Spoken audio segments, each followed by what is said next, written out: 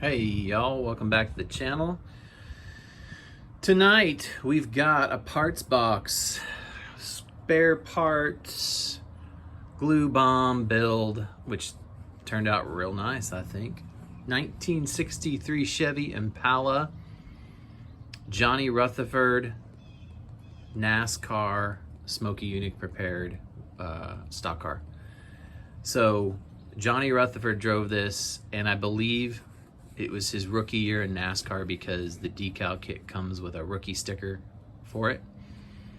And the black and gold and number 13 is Smoky Unix livery. And so basically this car was like a glue bomb parts box deal. I don't even know where I got it. So there's some funky things about it. But I was like, I wanted to build it up. I kind of got into vintage NASCAR a couple of years ago. And I think it turned out pretty good. I got a paint award with it at, wait, was it a paint award? No, it was best race car.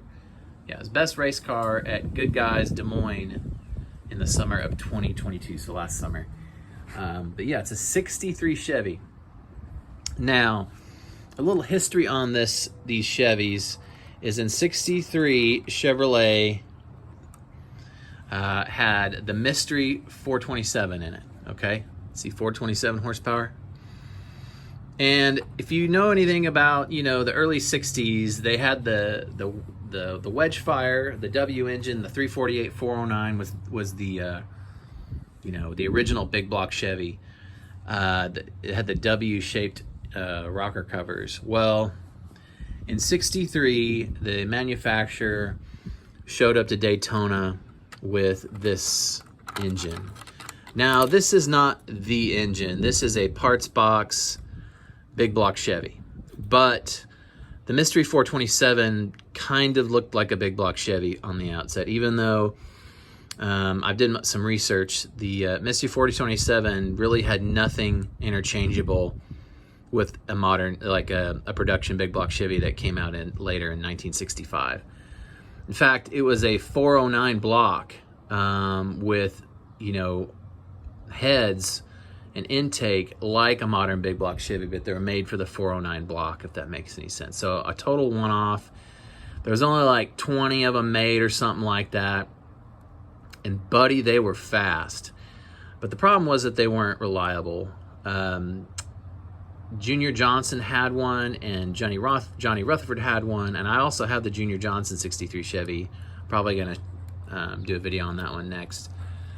But they were really fast, but they didn't finish. I believe both of these cars didn't finish. I'd have to check that. I know the Junior Johnson number 3 Holly Farms Poultry car did not finish the Daytona 500 in 63. But they were fast. And so they basically were the precursor, the experimental precursor to the big block Chevy that came out in 1965 as a 396 was the first cubic inch displacement, and they were 396.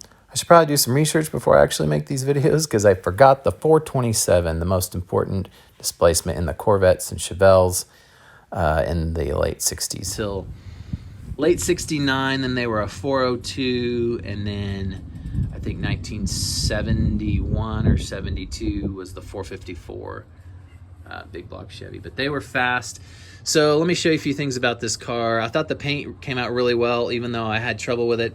If you've ever used Tester's Extreme Clear, it gets a little bubbly, and it's a little bubbly on the fender there, and I had to do a lot of color sanding to get the bubbles out. There's some bubbles in that number right there, but I worked my magic with sandpaper and water and got it out. It does have a roll cage, does have belts.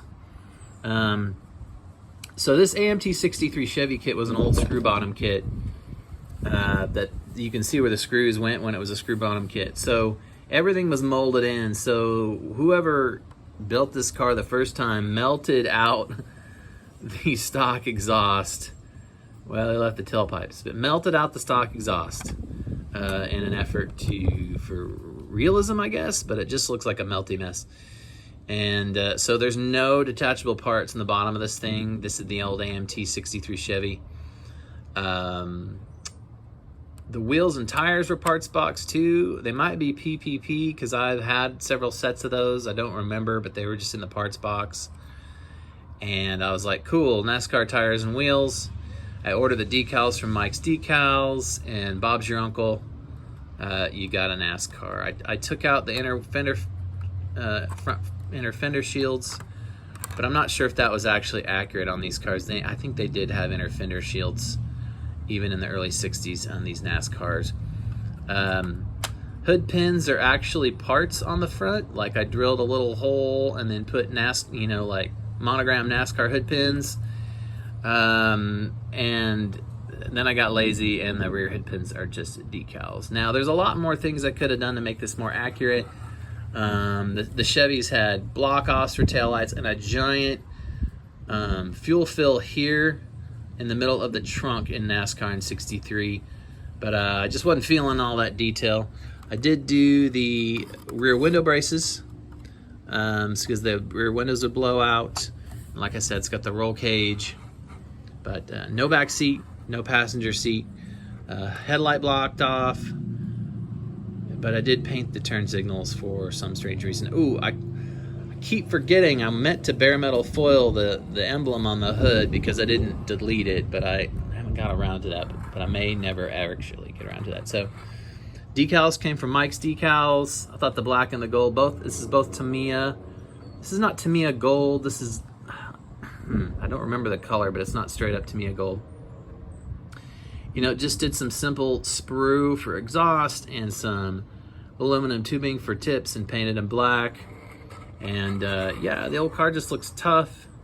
The Johnny Rutherford 1963 Chevy Impala at NASCAR. And incidentally, I can't remember the reason, but Chevrolet actually pulled on a NASCAR for a couple of years. There were no 64 Chevys in NASCAR, and just a very few 65s. And I believe by 66, when they came back, they were actually the A body. They were like a Chevelle body and not the full, like the A.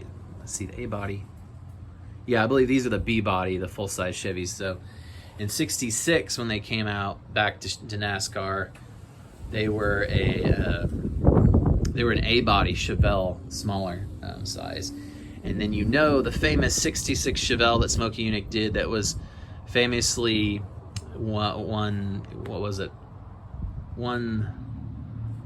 it was like supposed to be scaled down, but it really wasn't. That was an urban legend. But he cheated in a lot of other ways on that car. And I may build one of those one day. Anyway, so there you go. 63 Chevy Impala, NASCAR, John Rutherford actually. Rookie car that he drove at the Daytona 500. Built and pit crewed by Smokey Yunick. Appreciate you coming to the channel. It's kind of weird. I'm actually like running out of cars to feature, so I need to get building or something. I feel the need to upload frequently, even though nobody's putting pressure on me but myself. But I heard another YouTuber call it feeding the beast, because you just feel obligated to post videos. So I don't know. I've got a full-time job and kids and everything going on, so we'll do our best. But I do appreciate you sticking around and watching and liking and subscribing and all that. It's just been really a whirlwind, and but I'll keep building, and I appreciate you guys. Take care.